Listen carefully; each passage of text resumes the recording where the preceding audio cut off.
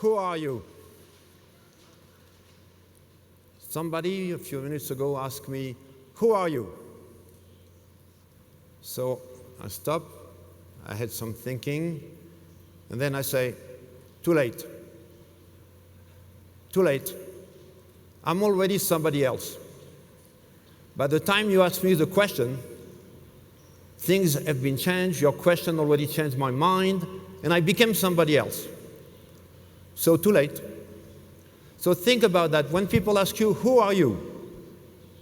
They want to know who you were when you died. Because you have to be dead to be. When you're dead, you are. That's it, done. But if you are alive, you're moving all the time.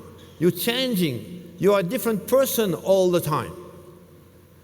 Especially if you're a woman. I mean, I'm fascinated by my wife. I love my wife, but she keeps changing all the time. And so you say, this is fantastic, because this is this movement, this continuous movement.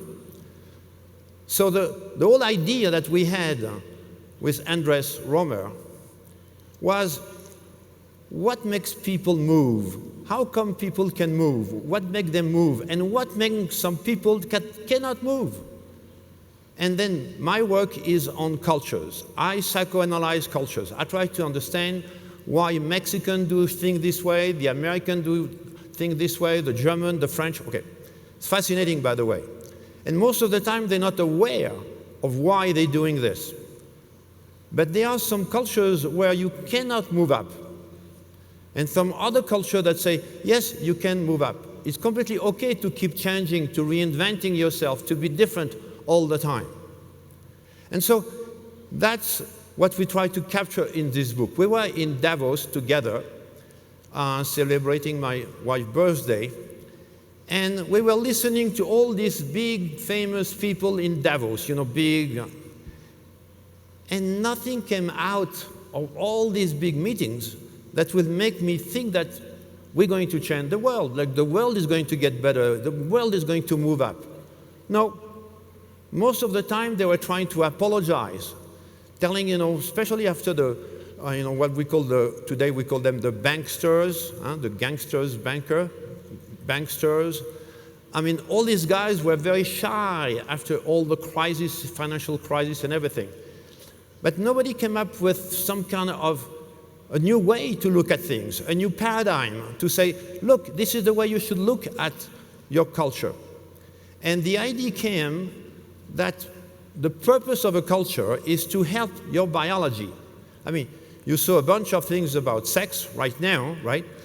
But some cultures don't want you to have sex. All right? And some other cultures tell you you have to have sex only during this kind of, all right, okay. Now, if we are here today, it's because some people in the past had sex. I mean, and even if you say don't do it, I mean, the reptilian always win. I've always mentioned the reptilian brain. I mean, that's why there are billions of people on this planet. The program works. You want or you don't want, it works, right? So if we go back to the three brains, we have three brains, the intellectual brain, the limbic brain, and the reptilian brain. My theory is that the reptilian always wins. It doesn't matter what you think, what is logical, what is rational, the reptilian always wins. And then the culture that helps the reptilian to express itself and to succeed, then this culture creates some successes. And we have to keep changing all the time. I want to take two examples. A few days ago, I was in France. And I don't know if you watch a little bit the news, but the big issue in France right now is what are we going to tax next? What else? Can we tax the air people are breathing? Okay. Can we try to tax food when you eat too much? Just taxing. In their brain, they didn't realize that more taxes doesn't mean more revenue. More taxes mean less people because the clever people are just going away, leaving. Each time I'm in France, my friends come and say, hey, do you have a job for us in the US? We want to move. We want to get out of here. And that is move up. When you cannot move in a place, you move to another place. Now, I don't know if you read the New York Times or the Wall Street Journal, but a few days ago, they had a full-page ad that say, bring your business, move to New York State. 0 taxes for 10 years. What? Yeah. No taxes for 10 years. You see the different attitude between the French and the American? American can change, can move, can adapt. They make a mistake. They know they made a mistake. They reinvent something else. And they start something else. And so this is very interesting for you to watch around the world. Where are the places where people get a chance to move up? Where are the places where people can really reinvent themselves and start again? And so, of course, that includes the government, that includes you personally. I mean, there is something that is very, very interesting, is what I call the GPS philosophy. The GPS philosophy is if you want to move up, move and move up, first you need to know where you are and to punch where you are. Okay. Then you need to punch where you want to go. If you don't know where you want to go, forget it, you're never going to get anywhere. I mean, I've seen a lot of people that are very quick, very fast. They run all the time, but they don't know where they're going. So then they never get anywhere, of course, right? So you need to punch where you're going to go, right? And then after that, you start moving. Moving. You have to move. Think about your life today. Think how often you move. If you don't move, you're dead. By the way, I'm sure you know some people that are already dead. We just forgot to tell them. But they're dead. They don't move anymore, right? So first you have to move. When you have a problem, you go to the hospital, the first thing we ask you to do after the operation is get up and go to the bathroom. Move, right? So this notion of movement is absolutely crucial. But now you can move down, you can decline, go to decay, or you can move up. And sex, remember, it's better to move up. Right? So there is some kind of biological structure here that we want to go up. We want more. I mean, I belong to a club in the US called Mar-a-Lago, which is owned by Donald Trump. And you know, when I speak with Donald Trump, he always says something a quote that I really like. He says, people that say less is more, people that say less is more, never had more. So you say this is very, very powerful. Once you had more, you want more. When do you stop? Never. So in some cultures, like the American culture, you like it or you don't like it. It's not my position here. I'm just analyzing, right? But in America, you always want to move up. We always want to try. We always want to, okay. And so some cultures stimulate that. And the French culture, you know, I was born in France, I don't know, by chance, accident. No.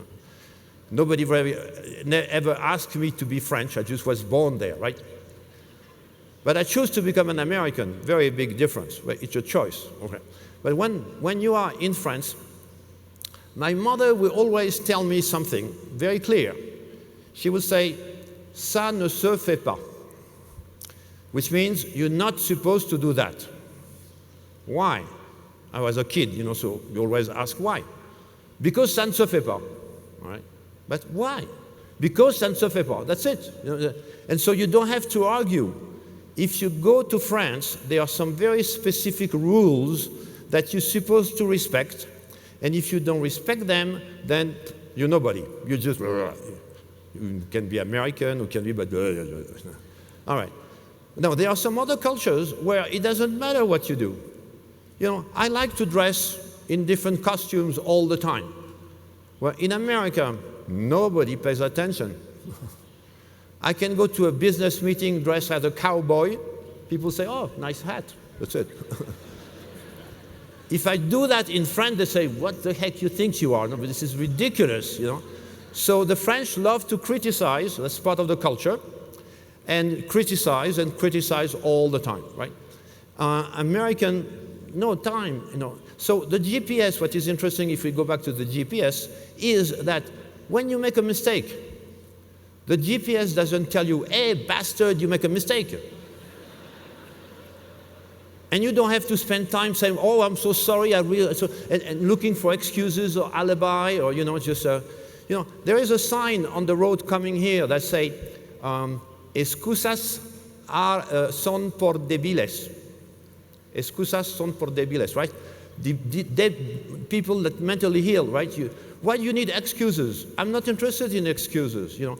I was training the Ritz-Carlton at a certain time, when the Ritz-Carlton was good. It's not so good anymore, but at the time was really great. And I trained people to always try to find a solution. And so if they make a mistake, they're not supposed to say, sorry. Why? If I'm the customer and they made a mistake, I'm not interested in the fact that they are sorry. If the next day they make the same mistake and say they are sorry again, and then the next day they make the same mistake and say they are sorry again, I mean, what do I do with all this sorry, right? What I want is these people to tell me what they're going to do for that not to happen again. Whoa. Move up. Don't stay there. Don't be sorry about your condition, about who you are. And so there is something that I would like you to take home tonight. First, of course, I want to read this fantastic book that I wrote with Andres Romeyer. It's a great book, absolutely, no pressure. I read it again today, and I love it. And what I like about it is that I read it already 3 times, besides writing it, and each time I discover some new stuff. I mean, say, my God, I say that. Wow, this is interesting. So, one thing that is important is what I call wisdom of madness. Wisdom of madness. Right? If you're not crazy, if you're not mad, something is wrong with you. The worst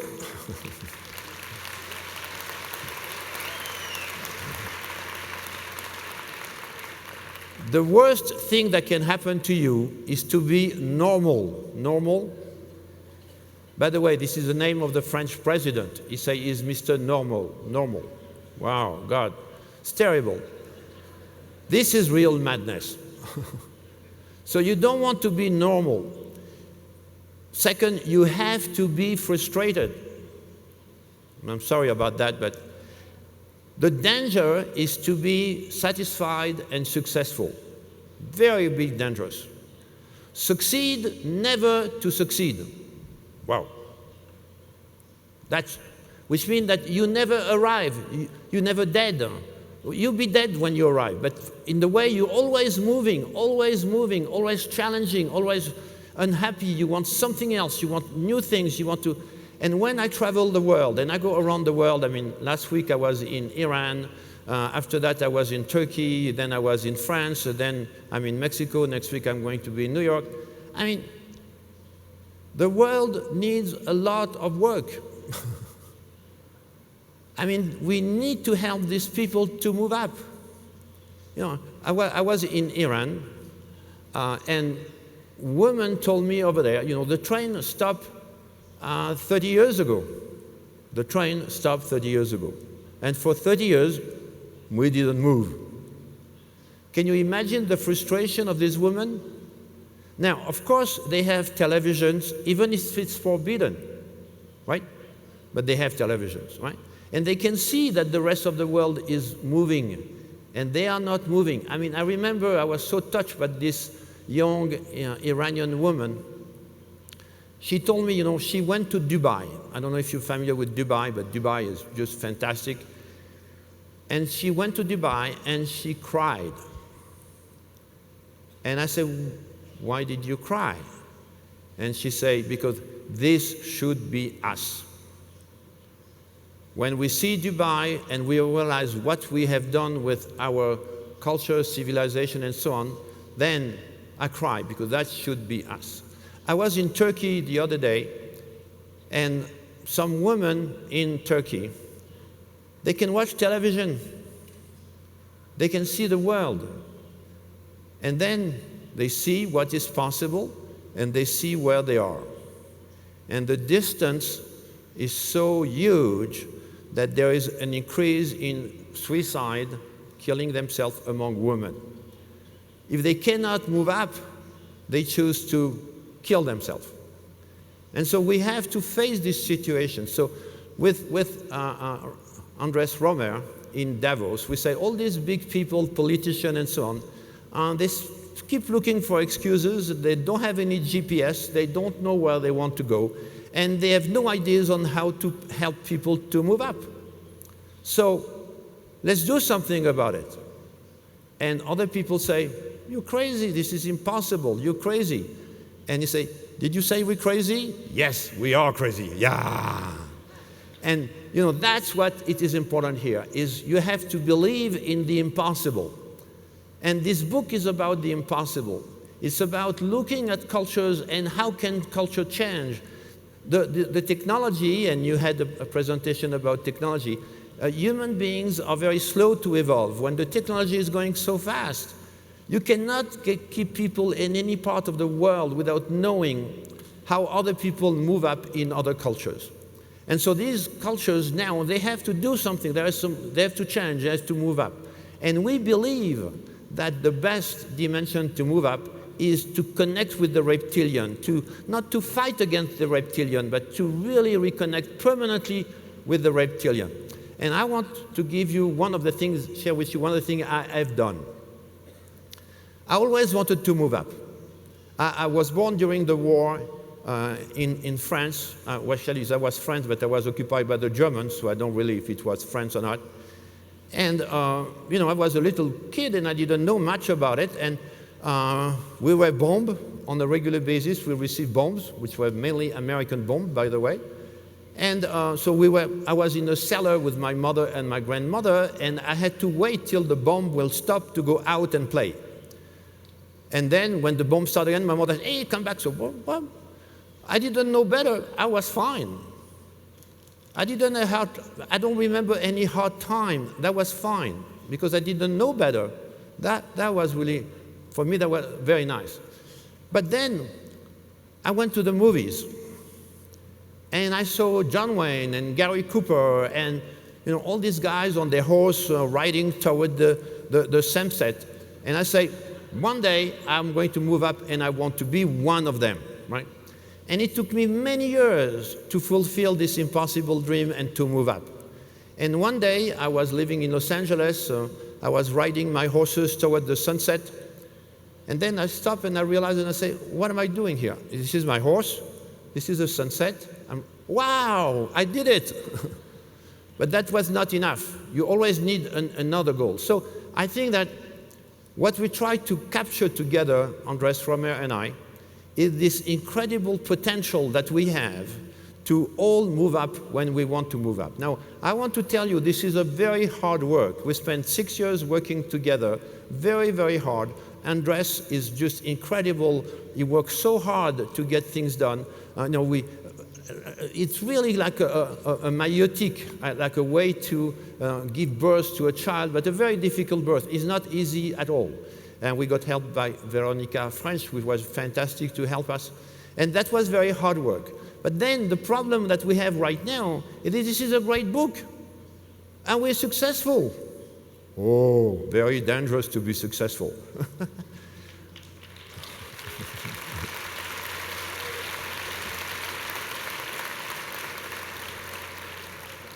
We made a few friends and a lot more enemies. And that's what you have to be prepared. And I think that we, Andres and I, we need to have thick skin, I mean, because this is going to be tough. We're going to be criticized. People are going to say this is crazy, this is impossible. Yeah? But these are dangerous ideas. Of course they are. If you want comfort, stay home. If you want to create a better world, get up and move up. Thank you. Gracias. Gracias, gracias.